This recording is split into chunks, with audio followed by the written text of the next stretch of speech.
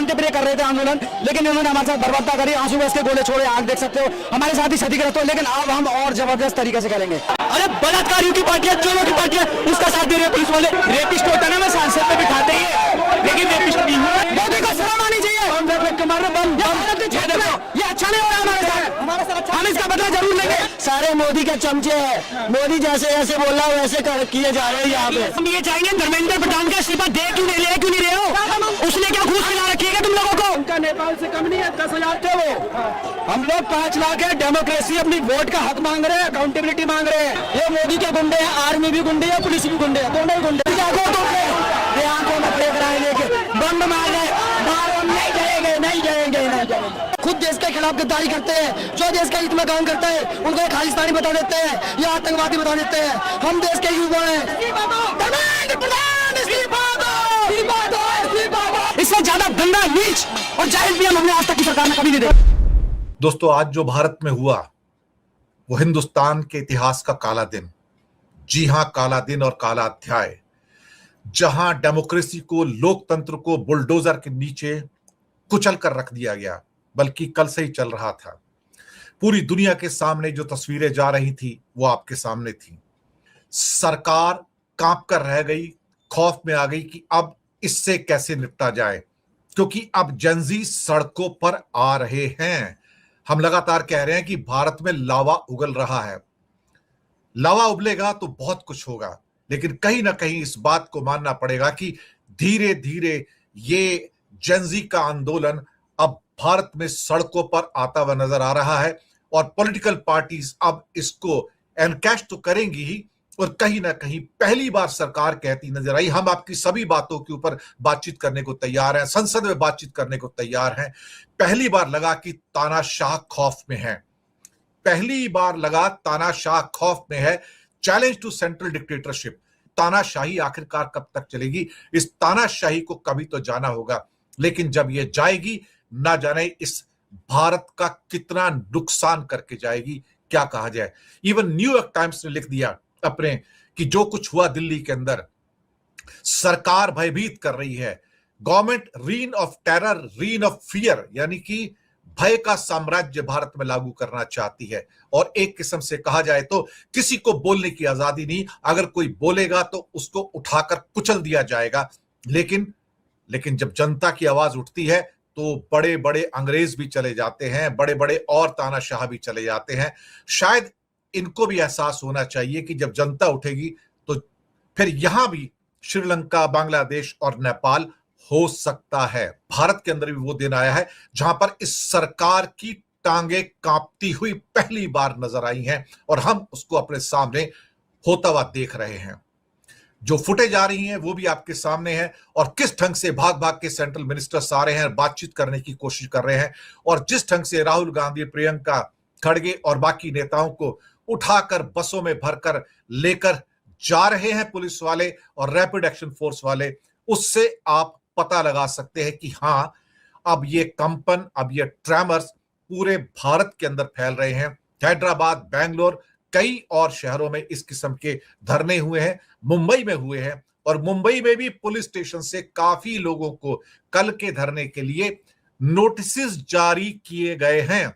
यानी कि सरकार अपनी धींगा मुष्टि से, अपनी क्या कहते हैं कि जो उनकी ताकत है, जो बल की ताकत है, उसको पूरी तरह से लागू करके वो चाहेगी कि इसको कुचल दिया जाए। लेकिन साहब, कुचलने की भी एक उम्र होती है, कुचलने का भी एक वक्त होता है। जरूरी नहीं कि आप उसको हमेशा कुचल देंगे।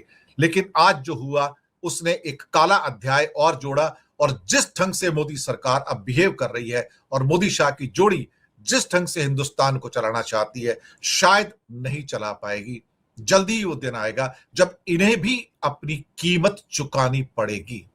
जो दिल्ली की पुलिस ने जनरल डायर की तरह जो उनके ऊपर लाठी चार्ज, आंसू गैस और जो अत्याचार किए, तो हमें दरअसल क्या है ना कि अंग्रेजी राज की याद आ गई, ये हिटलर की याद आ गई कि कैसे वो लोग हिंदुस्तानियों को मारते थे।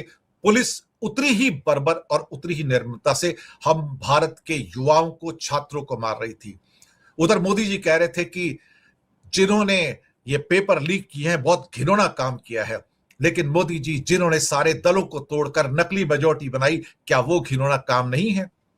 जनरल डायर ने बहुत सारे लोगों को जलियांवाला बाग में मारा था, लेकिन आपकी फौज ने तो भारत के युवाओं की कमर तोड़ी, उनके सर तोड़े, उनकी टांगे तोड़ी, उनकी पीठ की हड्डियां तोड़ी। क्या आपकी पुलिस ने वो सब नहीं किया जो अंग्रेजों की पुलिस करती थी? आपने भी तो वही किया, पुलिस तो वही थी अल्टीमेटली। लेकिन पहले गोरे अंग्रेज थे और अब उस पुलिस का उपयोग काले अंग्रेज कर रहे थे। फर्क सिर्फ इतना था, 12 साल में युवाओं की तरफ से सबसे तीखे और अभूतपूर्व विरोध का सामना अब यह सरकार कर रही है। यानी कि वो कॉकरोच, वो तिलचट्टा, क्या क्या नहीं कहा गया। एक तरह से कहा जाए तो chief justice of India cockroach शब्द का इस्तेमाल करते हैं देश के बेरोजगारों के लिए। उन्हें शर्म नहीं आई कि वो एक चीफ जस्टिस है। लेकिन सूर्यकांत हमेशा से भारतीय जनता पार्टी के साथ रहे हैं और साथ चलते रहे। वो कभी भी ऐसा लगा कि उनकी निष्ठा कॉन्स्टिट्यूशन के प्रति ना होकर कहीं ना कहीं उनकी निष्ठा सरकार के प्रति रही। और फिर बैडमिंटन खेलने के लिए वो लंदन भी चले जाते हैं साहब। तो अल्टीमेटली कहीं ना कहीं उनको भी इस बात का एहसास होगा कि हाँ, मुझे भी चीफ जस्टिस के बाद कुछ महीनों के बाद मुझे भी कोई गवर्नरशिप मिल जाएगी, कहीं मुझे भी कोई अच्छी पोस्ट मिल जाएगी। अल्टीमेटली गुस्सा धीरे धीरे सड़कों पर आना शुरू हुआ। शिक्षा मंत्री के इस्तीफे की मांग हुई, धर्मेंद्र प्रधान, लेकिन मोदी जी के मंत्री इस्तीफा दे दें, सवाल ही नहीं पैदा होता। एप्स्टीन फाइल में फंसे हुए क्या मोदी ने इस्तीफा दिया? नहीं। क्या उनके मंत्री हरदीप पुरी, जिनके तो ना जाने कितने मेल्स एप्स्टीन के साथ में थे, क्या उन्होंने इस्तीफा दिया? नहीं। बेशर्म और एक किस्म से कहा जाए तो बेहयाई इस हद तक इस सरकार में है कि तुम्हें जो करना है कर लो, हमारी दादागिरी, हमारी तानाशाही चलेगी, हमारी डिक्टेटरशिप चलेगी और इस पर हम राज करने के लिए आए हैं। और कई बार अमित शाह कहते हैं ना, हम तो यहां 50 से 100 सालों के लिए राज करने आए हैं। हम चाहें तो मंत्री को हटाएं, हम चाहें तो मंत्री को ना हटाएं। और उन्होंने जिद पकड़ ली, हम नहीं हटाएंगे, हम हरदीप पुरी को नहीं हटाएंगे, हम धर्मेंद्र प्रधान को नहीं हटाएंगे। मत हटाइए, आपकी हेकड़ी दुनिया देख रही है। ब्लूमबर्ग हो, न्यूयॉर्क टाइम्स हो, फाइनेंशियल टाइम्स हो या वाशिंगटन पोस्ट हो, दुनिया के सभी पेपर्स के अंदर, इंक्लूडिंग आपके बाकी गार्डियन और कई और न्यूज़पेपर ने वो जो नंगापन है सरदार का, इस पूरे के पूरे वो दिखा रहे हैं। वो सोनम वांगचुक है, वो भी संदेह के घेरे में रहे। बिगड़ती हालत का हवाला देकर उनको वहां से हटाया गया और सोचा कि चलो इनको थोड़ा सा डीरेल कर देते हैं। युवा तो कोई क्रिमिनल्स नहीं है ना भाई, वो कोई आतंकवादी नहीं है। क्या सोच के आपने उनके ऊपर आंसू गैस छोड़े? क्या सोचकर उनके ऊपर लाठी चार्ज किया आपने? क्या सोच के आपने बैरिकेडिंग की? क्या सोच के, क्या वो भारत के दुश्मन थे? क्या वो आपकी पार्लियामेंट में आग लगाने जा रहे थे? सिर्फ बात ही तो करने जा रहे थे कि आप उनसे बात करो, और आप तो बात करने को तैयार नहीं है। आप सोचते हो कि बात करेंगे तो हम कमजोर पड़ जाएंगे, आप बात करने को भी तैयार नहीं है। आप सोचते हो कि हम क्यों बात करेंगे, वो इस लायक नहीं है, ये भारत के कॉकरोच इस लायक नहीं है, यूथ इस लायक नहीं है कि उनसे बात की जाए। तो फिर सर, आपको ये कॉकरोच भी एक दिन बता देंगे, ये यूथ एक दिन बता देंगे कि वो कौन है और आप कौन है। और इसमें कई युवा घायल हुए। पुलिसकर्मी तो खैर छोड़ो, उनको तो पत्थर वत्थर लाके भी पहले उन्होंने रख दिए थे, ट्रक रख दिए, 4-6 टूटी हुई गाड़ियां लाके रख दी थी ताकि दोष लगाया जा सके छात्रों के ऊपर कि इन्होंने पत्थर फेंके और इन्होंने सारा का सारा गाड़ियां तोड़ी। क्या कुछ नहीं किया मोदी और शाह की सरकार ने षड्यंत्र करने में, क्योंकि षड्यंत्र करने में इन जैसी सरकार तो आज तक आई नहीं कभी। अल्टीमेटली कई और छात्र संगठन के नेता थे, आयशा था, एसएफआई थी, उनको भी हिरासत में लिया गया। और फिर आज जब बहुत सारे हालात काबू से बाहर होते नजर आए तो आखिरकार विपक्ष प्रधानमंत्री के निवास पे जाके उसके गेट के सामने बैठ गया और पूरा ब्लॉक कर दिया। और उसके बाद पुलिस की टांगे कांपनी शुरू हुई। प्रधानमंत्री को खतरा है, प्रधानमंत्री की सिक्योरिटी को खतरा है। प्रधानमंत्री पंजाब गए थे, आपको याद है, एक पुल पे उनकी थोड़ी देर को 15 मिनट को गाड़ी क्या फंस गई और फिर कहते हैं वहां से वापसी में अपने मुख्यमंत्री से कहना कि मैं जिंदा वापस आ गया। जिस प्रधानमंत्री को यकीन ना हो कि इस पूरे के पूरे देश के अंदर वो अनसेफ है, तो क्यों ऐसे अनसेफ कंट्री के अंदर रहते हैं, छोड़ के चले जाए। बहुत लोगों से जफ्फियां मारते हैं, यूएई में जाके, सऊदी में जाके, जाए वहां रहे, बहुत सेफ रहेगा वो तो।